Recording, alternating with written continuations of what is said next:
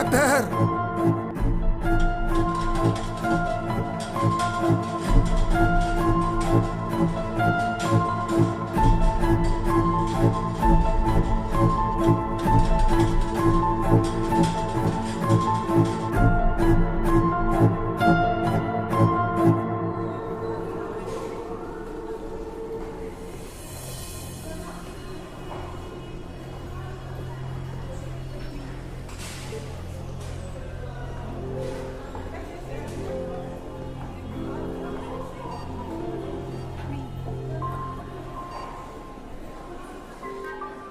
Hello,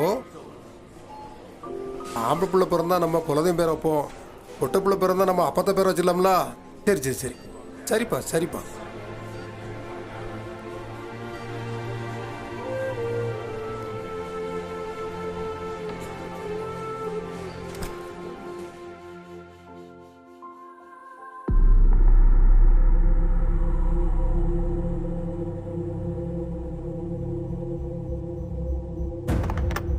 இவங்க husband எங்க? நீங்க ரெண்டு பேரும் யாரு? அம்மா அப்பா. உள்ள வாங்க. உங்க பிள்ளைக்கு வயசு என்னன்னு தெரியுமா? அந்த பொண்ணு இப்ப என்ன பண்ணணும்னு தெரியுமா? நீங்க என்ன பண்ணிருக்கீங்கன்னு தெரியுமா? என்ன டாக்டர் சொல்றீங்க? என் பொண்ணுக்கு என்னாச்சு? என்னதான் நாங்க கத்தி கத்தி சொன்னாலும் உங்க ஆசைக்காக உங்க பிள்ளைய கொன்னுட்டீங்க நீங்களே. நல்லா பார்த்துருங்க டாக்டர், உங்களை கையெடுத்து கும்பிடுதேன். என் பொண்ணுக்கு எதுவுமே ஆயிருக்காது. நல்லா இருப்பீங்க டாக்டர். இன்னொரு தடவை நல்லா பார்த்து சொல்லுங்க டாக்டர், பொண்ணுக்கு எதுவுமே ஆயிருக்காது. பின்ன என்னங்க, ஸ்கூல் போக வேண்டிய வயசுல வயத்துல ஒரு பிள்ளைய சுமக்க வச்சு கொன்னுட்டீங்களே. உங்களுக்கெல்லாம் எவ்வளவு சொன்னாலும் அறிவே கிடையாது. 14-15 வயசுல கல்யாணம் பண்ணா இந்த நிலைமை தான். ஐயோ டாக்டர்,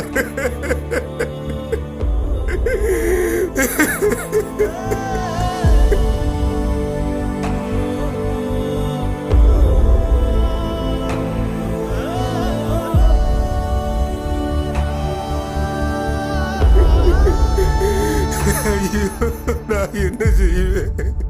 போச்சே போச்சே எல்லாம் போச்சே. அவசரப்பட்டு நானே ஒண்ணு கொண்டுட்டேனம்மா. என்ன பதில் சொல்ல போறேனே தெரியலையே கடவுளே.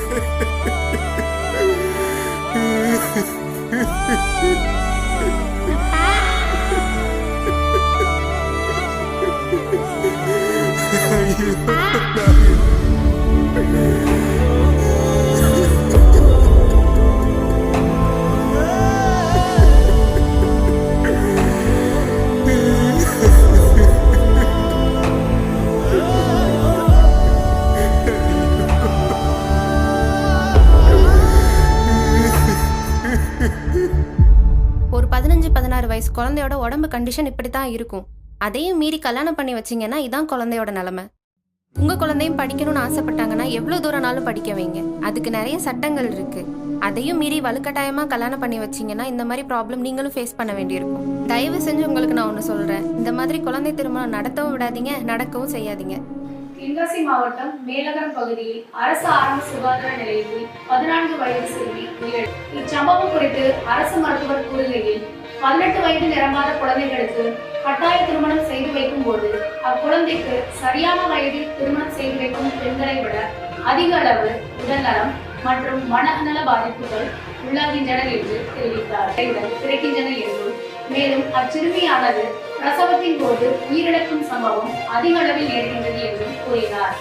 மேலும் இது பற்றி தென்காசி மாவட்ட ஆட்சித்தலைவர் அவர்கள் கூறுகையில், மாணவிகள் தங்களுக்கு திருமண ஏற்பாடு செய்து வைத்தாலோ அல்லது உங்கள் சுற்றுவட்டார பகுதியில் குழந்தை திருமணம் நடந்தாலோ அது பற்றிய தகவல்களை 1098 என்ற இலவச எண்ணில் தொடர்பு கொண்டு புகார் தெரிவிக்கலாம் எனவும் தெரிவித்தார். மேலும் தாங்கள் தெரிவிக்கும் தகவல்கள் பாதுகாப்பாக வைக்கப்படும் என்றும் தெரிவித்தார்.